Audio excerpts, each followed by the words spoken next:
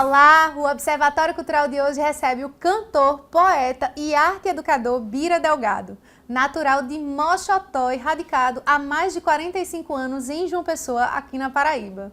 Com uma trajetória marcada pelo forró, pelo cancioneiro nordestino, pela poesia popular e por atuações em projetos culturais, Bira construiu uma carreira sólida como artista e gestor cultural.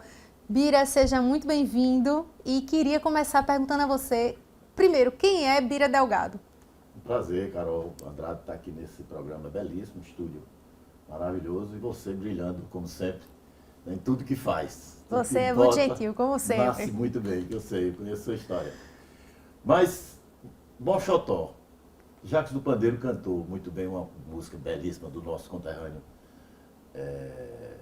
Cavalcante, Rosio Cavalcante, e que dizia assim: você precisa conhecer uma terra boa, vocês deviam conhecer o Moxotó, pra ver um cabra entrar no mato encoirado, derrubar touro montado, pegar cobre e dar o nó. Lá tem vaqueiro, que emborca no carquejo, quebrando arapiraca, tem sim senhor, tem caçador, que pega onça de mão e sangra de faca. É meio antiecológico, né, sangrar uma onça de faca.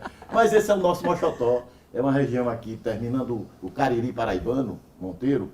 A primeira cidade depois de Monteiro se chama Sertânia, já no sertão de Pernambuco, é a entrada do Moxotó.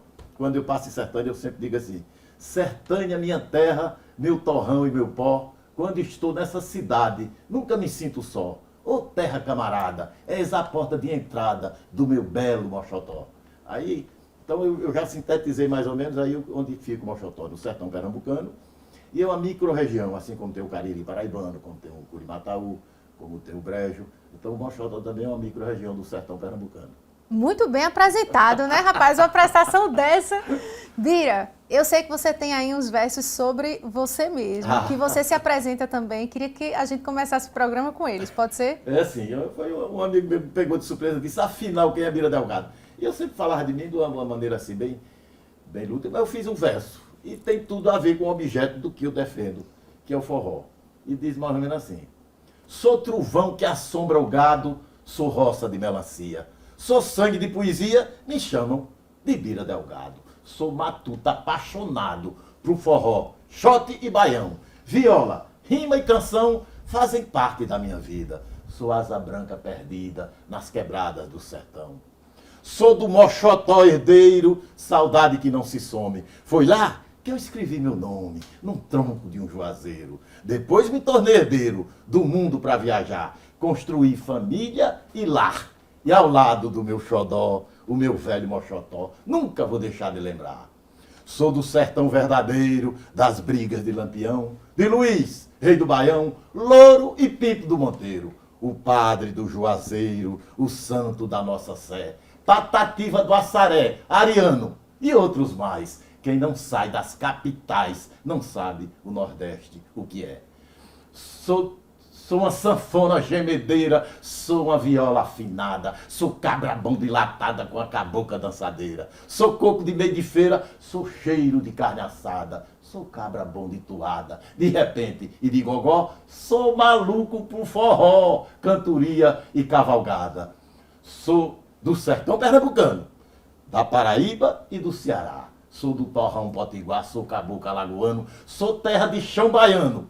Sou Sergipe e Piauí, Maranhão, eu sou de ti, terra de cabra da peste, sou Brasil, eu sou Nordeste, mas eu sou Bira Delgado. Olha eu aqui. Isso é um programa todinho, né? Vamos ser sinceros, o programa podia começar e terminar assim. Bira, mas vamos falar sobre sua trajetória, que é riquíssima. A gente já teve aí uma prévia, que isso é uma biografia. Como é que Bira sai do Moxotó e vem parar na Paraíba? Conte aí. É o milagre nordestino, do homem nordestino, da resistência. Eu sou um símbolo disso, né? Eu sou filho de uma família de 21 irmãos. Meu pai teve duas famílias, a primeira foi viúva, minha mãe foi da segunda família, eu sou da segunda família, e a gente não tinha mais lugar para estudar na casa dos parentes, em Recife, Maceió, Salvador. E vai sobrar o que para mim, que eu sou um dos mais novos. E tentei fugir num circo. Eu me encantava com as coisas do circo, dos ciganos, que passavam constantemente lá na minha região. E eu digo, eu só tenho uma saída, eu vou fugir no circo para fazer arte do circo e sair daqui e ganhar o mundo. Mas aí minha mãe descobriu que eu ia fugir no circo e abortou essa possibilidade de eu fugir no circo.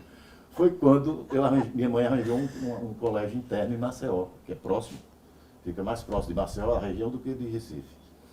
E eu fui estudar em Maceió, numa escola muito formal, de uma disciplina assim, bem rígida e de uma tradição muito grande nessa escola. E aí eu me deparei assim com uma coisa muito erudita, clássica. E eu vinha de um laboratório da cultura popular, do meio de feira, do coco, dos cordéis, dos cantadores de viola, daqueles vendedores de pasta que no meio da feira se faz uma arte para poder atrair o público e vender seu produto.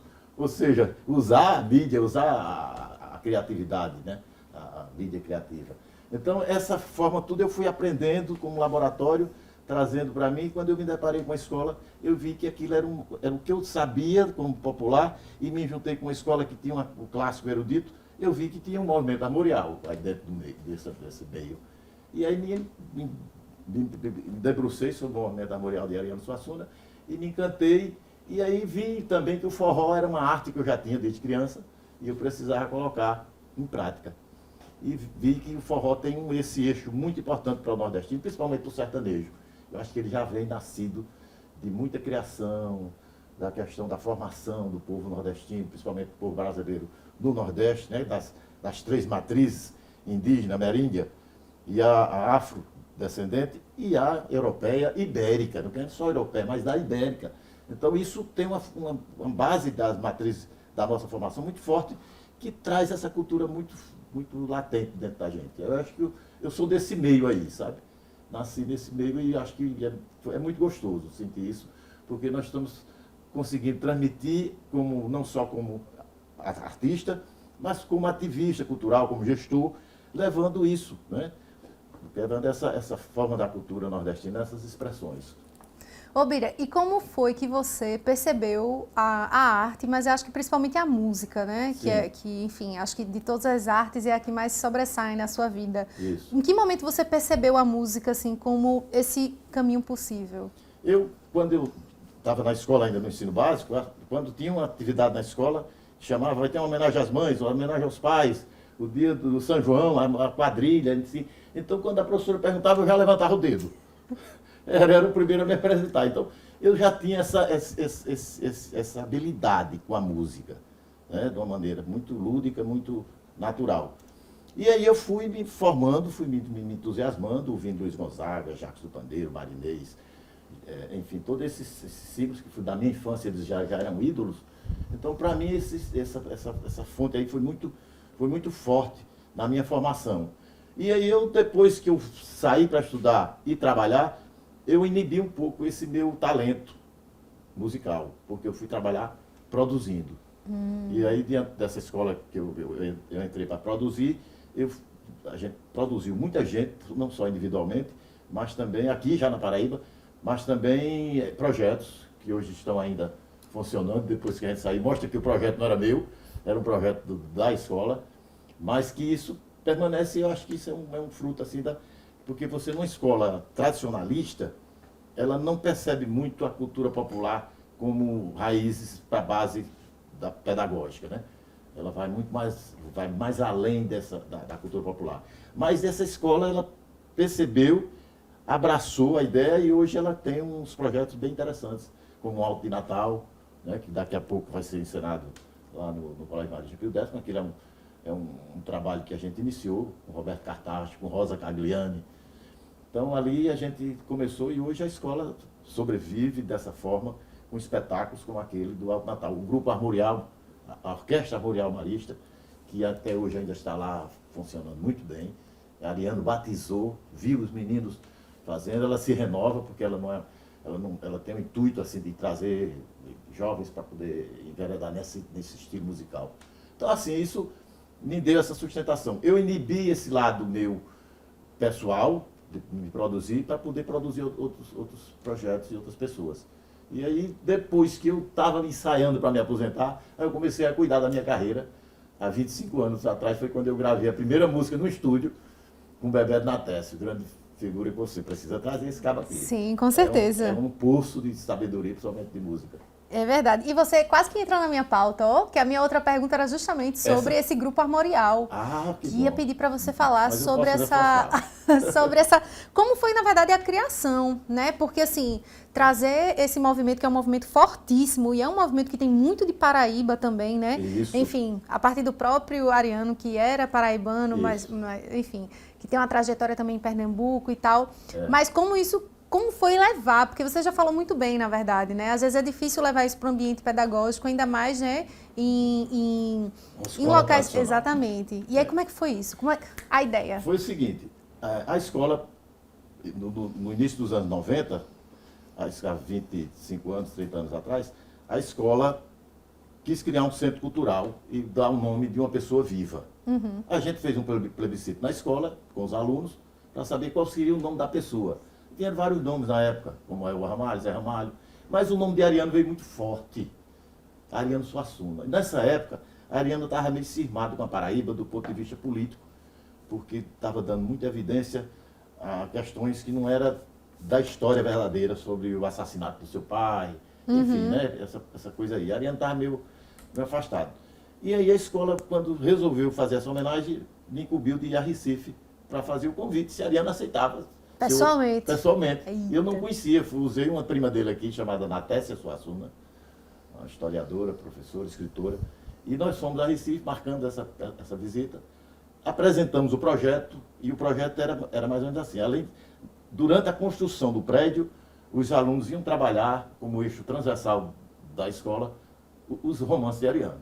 Aí ele ficou louco, de ver jovens de 10, 12, 13, 14, 16 anos, fazendo uma revisão do seu legado, das suas poesias, do seu romance, das suas peças.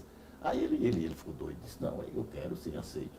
Aceitou, então vinha constantemente na escola, quando se fazia uma peça, os alunos que trabalhavam a peça que iam apresentar, ele era o primeiro a assistir. Então começou por aí essa questão com o armorial.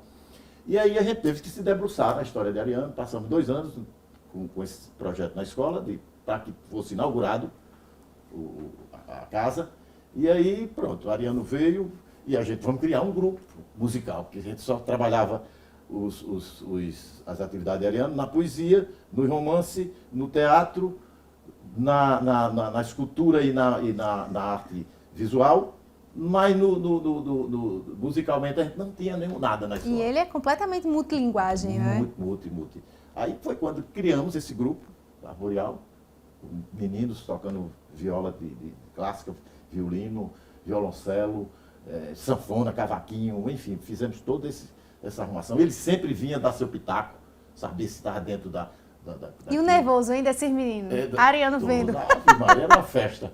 Eu ia dizer, daqui a pouco o senhor volte, que vai estar melhor. Só um minutinho.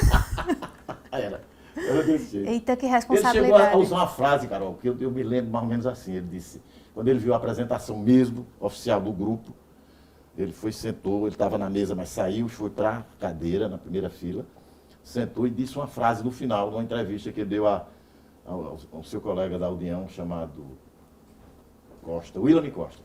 Ele disse, agora eu sei que posso morrer, pois os frutos, as sementes que eu plantei, estou vendo os frutos nascer aqui agora.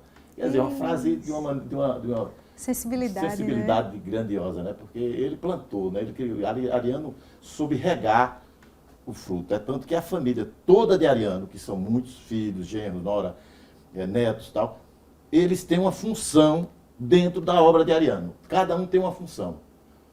Ou seja, cuida de alguma coisa. Então, essa obra está imortalizada, não é porque Ariano é imortal da academia, é porque essa obra vai ter gerações e gerações ainda que vão ver essa obra de Ariano. Inclusive a partir de artistas como você.